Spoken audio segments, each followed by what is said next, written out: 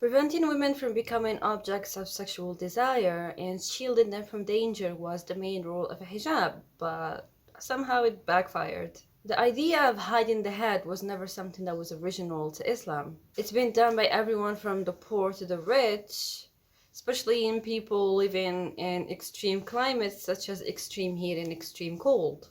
But even though Jewish women still do it and Christian nuns still do it, somehow the hijab or covering of the head, it's very synonymous with Muslim women.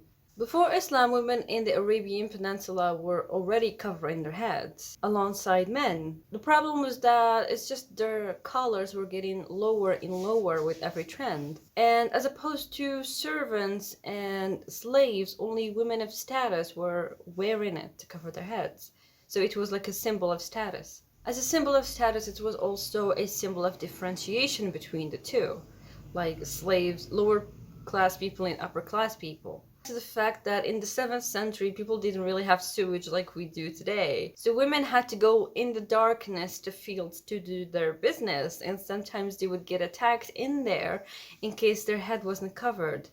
That meant you're a servant, no one cares.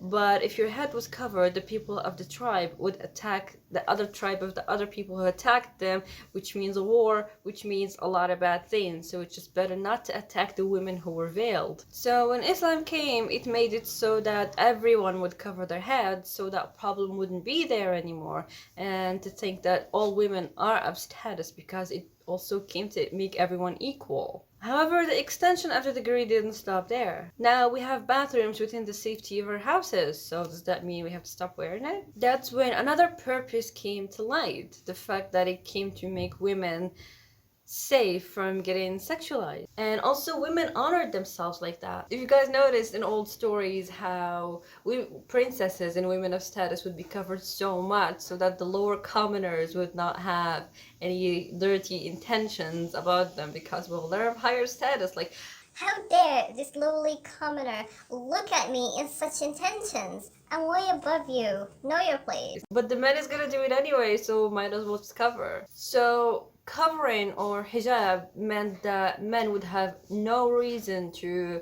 attack or catcall these women, or did it?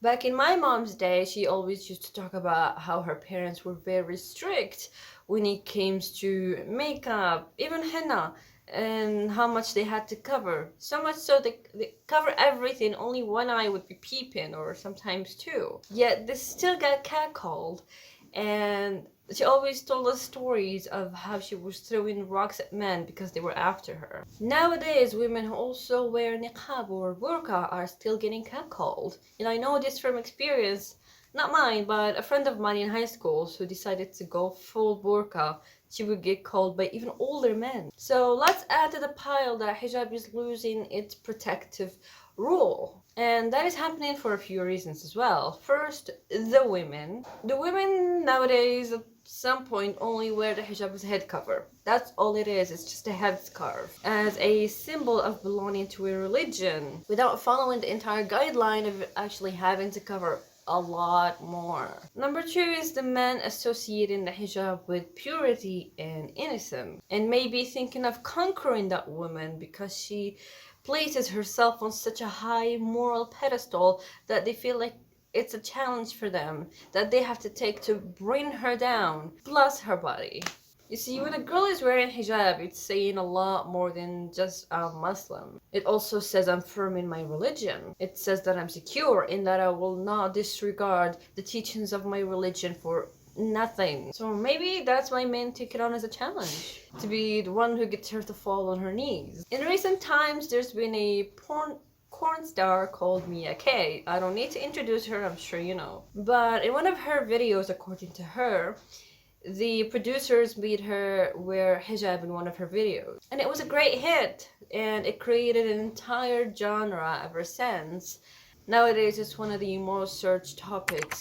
But what does that tell us? It shows that there's already an ongoing trend of sexualizing Muslim women by Western men going on in this world. The fact that Western women have painted the image that Eastern women need saving from the brown man has cued the instinct in the white man to see himself as the savior for these women. The bright knight who will save her and as an award win her. And it is so enticing because he comes with a lot of premisconceptions about her being the following characteristics. She's obedient and will do whatever I want. She will let me have 3 more wives. She's so innocent I can manipulate her. She has no agency and can make 0 decisions. I'm her first man in bed, so she can't compare me to anyone else and I'll never be insecure. The idea of innocence in women is associated to purity and cleanliness. Just like men wouldn't marry a girl who got violated or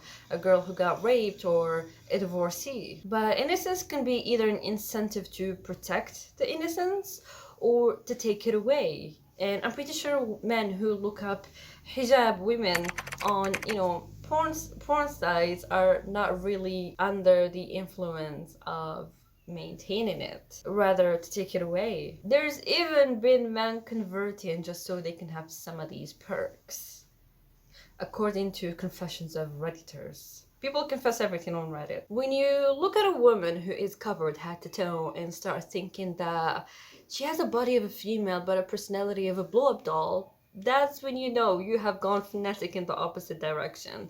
It's not right. Let me tell you a sad truth. Arab women, Moroccan women have the same personality of Latinas, same level of feistiness. Also, the media isn't helping. It's forgetting the fact that not every Arab or Muslim woman has a Western woman inside her waiting for the white man to free her and to help her explore the world. Maybe, yeah, we do make mistakes every now and then, but we still know our roots and we always come back to them. But certainly Netflix isn't helping either. Showing Muslim characters who always get saved by the white man through helping them remove their hijab and to drink alcohol. Everything above just goes to show that hijab is not really doing its role anymore. It's not really doing its purpose anymore, which is to make women look less attractive to men. Meanwhile, it's actually used as a way to look even prettier. So the sexualizing will always be there, and also the fetishization. I can never say that word. A lot of you last time said that I really looked good in, the Middle Eastern look. And thank you, but that's not what it's supposed to... Like it's very... It's alright. But that's not its role. That's not what it's supposed to do. It's supposed to make me look less attractive.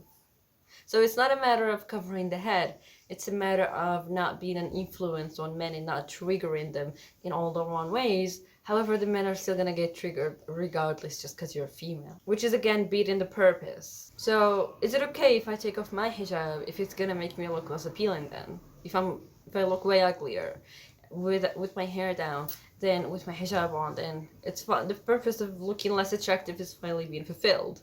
I mean, I would like some answers. I'm not answering these since I'm actually inquiring. So yeah, this is it. I'll see you guys in the next video and I hope you enjoyed this one.